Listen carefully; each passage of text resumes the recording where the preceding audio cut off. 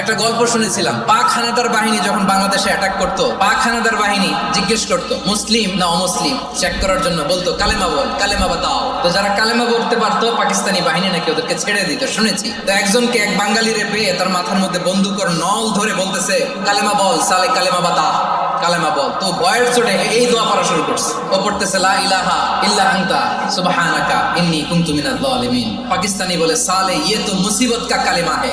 বাঙালি কয় হাম তো ভি মুসিবত মে হ্যাঁ। পাকিস্তানি বলে বেটা কোন দোয়া বললি, এটা তো মুসিবতের কালেমা। কয় আমিও তো মুসিবতে আছি, আমার মাথার মধ্যে বন্দুক ধরে তুমি আমার কালেমা জিজ্ঞেস করো, এখন কোনটা কালিমা আর কোনটা কি? তো আমার হুশ আছে নাকি?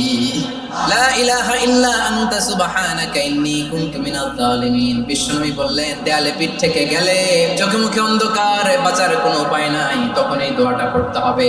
এই দোয়া পড়ে আল্লাহর কাছে ফরিয়াদ করলে বিপদ মুক্ত করবেন কে?